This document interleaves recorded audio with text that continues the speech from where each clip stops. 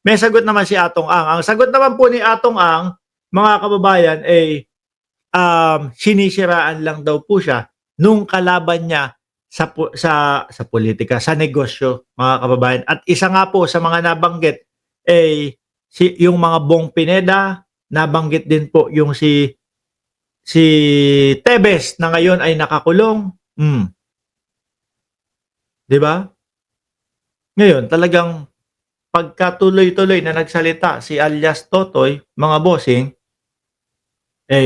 malamang po sa alamang talagang sabihin po. Kasi ang sinasabi po ni Secretary Boying Remulla, mga kababayan, is kaya kahit Korte Suprema, no? Kaya kahit Korte Suprema ang magsabi, ang kalabanin namin kayang bayaran. Yun ang sinasabi, ibig sabihin mabigat. Sabi ni Agnes Sacario, galing ding gumawa ng storya, pero sorry sa'yo at sa mga Duterte kasi walang maniniwala sa mga gawa-gawa mong storya laban kay Ontiveros. Kay Roque po yun, ano po? Wala talagang maniniwala dyan kay Roque. Sirahan tuktok niyan. And also that will continue with the case even with these witnesses na nag-back out. Ngayon pa man tila planta naman na turong operasyon ayon kay Jaja Pilarta na partner ng isa sa mga nawawalang sabungero. Anya, sinabihan sila na kailangan lumutang ang 6 na suspect para madismiss ang kaso. Inasahan na raw niyang mangyayari ito sa gitna ng mga balitang nagkaaregluhan na sa mga pamilya ng mga nawawalang sabungero. Yun ang sinasabi din ho, mga bossing. Merong nagsasabing pamilya na nakatanggap. Meron pong nagsasabi na pamilya na inaalok sila una 10 milyones, naging 15 milyones, naging 20 milyones, pero hindi ho nila tinanggap. Pero naniniwala yung pamilya na yon na merong mga nakatanggap o tumanggap na doon sa mga nabiktima. Ang hirap ho nun, mga bossing, ano? Ang hirap ho nun. Yung kukuhanin mo yung pera na iniaalok sa'yo kasi sila yung yumari doon sa mahal mo sa buhay. Parang hindi ko ho kayang tanggapin yun, mga bossing. Mark, masarap din dito sa amin ang tawilis.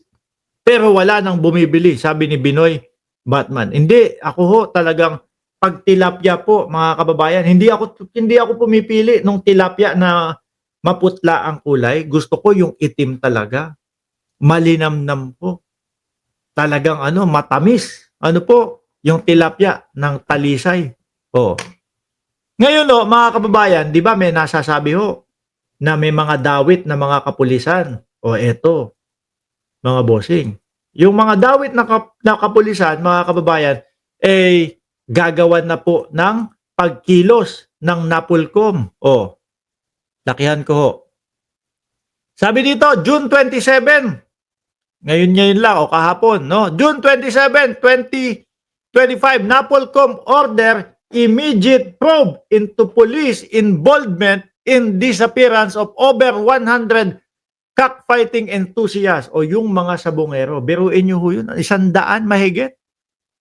Mga kababayan, at hindi lang po mga kapulisan ang sinasabing dawit dito. Meron daw pong mga government official daw po na sinasabing dawit dito. Naku, bato, baka ikaw yan, ha? Hindi. Nagtatanong lang kami. Galit na galit sa iyo si Gretchen Barreto, Nabanggit niya ho, mga kababayan, ni Gretchen Barreto, sabi niya, bato, di ba tumatalpak ka din? May utang ka kay Kate Villalon yata, yung sinasabi. Meron kang may pake. May pake daw ho, mga kababayan. Sabi pa ni Gretchen Barreto, di ba Kate Villalon or something na ganung pangalan? May pake meron sa iyo tong kulang? Talpakero daw po si Bato de la Rosa. Tumatalpak din. Sabi ni Rica Cruz, opo, dawit po dyan si Bato. Kaya nung nakita ko itong litrato na ito, mga bossing, sabi ko, ganito pala ang itsura ni Bato kapag katatalpak.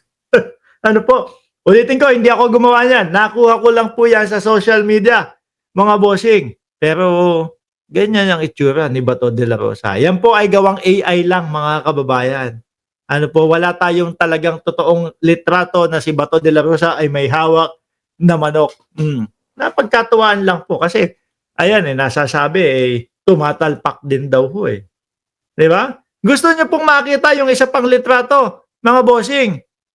O eto, ewan ko kung masasabi hong pantalpak to, mga kababayan, pero ano, hindi na ho siguro uubrang pantalpak to. O eto, baka hindi na makakilos ito, mga bossing. Di ba sabi nung mga nung mga DDS, may nagkakalat daw po ng ratbo. Ng dating Pangulong Duterte, hinanap po namin yun kung talaga bang meron. Ewan ko kung pwedeng pantalpak ho ito, mga kababayan. Matanda na. Baka hindi na ho pwede. O kaya parang nakakatakot. Mga bossing, hindi na ho ba siguro pantalpak to? Tigilan na natin. Alisin na natin yan. Bumalik na tayo sa topic natin. Nandito na ulit tayo. Aayusin na ng NAPOLCOM. Yayariin yung mga pulis. Attorney Rafael Vicente Calinisan, Vice Chairperson and Executive Officer of the National Police Commission, NAPOLCOM, has directed the inspection. Sabi ni Jenny Ramos, ano yan? Penoy po. No? Balot sa puti ho. Mga kababayan, balot sa puti. Gusto mo makita ulit? Mamaya na, tapusin na natin to. Has directed the Inspection, Monitoring, and Investigation Service to conduct a motu proprio investigation into the alleged involvement of several police officers in the disappearance of more than 100 cockfighting enthusiasts, mga kababayan. At sabi na nga din po, no? May nagsasabi kay alias Totoy, makipag-ugnayan ka sa amin, kasuhan mo na yung mga yan. Para sa ganun, syempre, alisan na, disarmahan na ho, mga bossing. Mabawasan yung peligro ho. Mga kababayan, biruin mo, no? Ang daming sangkot dito. Ang daming sangkot. Nandiyan yung sinasabing may mga government official. Nandiyan yung merong mga, nagagalit yata sa atin. Nagagalit si Good Boy. Pinakita kasi natin No, sandali lang, Good Boy. Pakita ko ulit sa iyo. Ito muna yung idol mo. Sabi ni Gretchen Barreto, tumatalpak daw. Yan ang nakita namin. Yan ang itsura ni Bato kung tatalpak. Yung isa pa. Eto, nagalit si Good Boy kasi pinakita yung yung matanda na. Nakulubot na ho, mga bossing. Yan ba kinagagalit mo? Huwag ka nang magalit. Nagkakatuwaan lang kami. Nagkakatuwaan lang kami dito. Diyos ko po. Mainitin ang ulo ng mga DDS. Pikon ho, yung mga DDS. Kapag kayo, mga kababayan, may mga kapitbahay kayo na DDS at nakita nyo, nanonood sa atin, napahawak na doon sa dibdib. Ganito, umaganon na. Naku, tutulungan nyo po yan.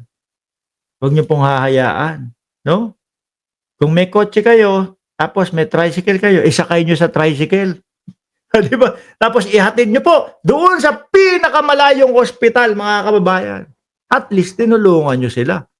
No? Pag tinanong, bakit may kotse ka naman? Bakit dito sa tricycle mo ako sinakay? Open air yan para mas madaming hangin ang pumasok sa iyo. Pero binabagalan mo na pala. Tapos dadali mo pa, no? 3 oras yung layo ng ospital. Hayaan nyo na ho yung mga kapitbahay ninyo, mga DDS. Mga pikon po yan, mga galit yan.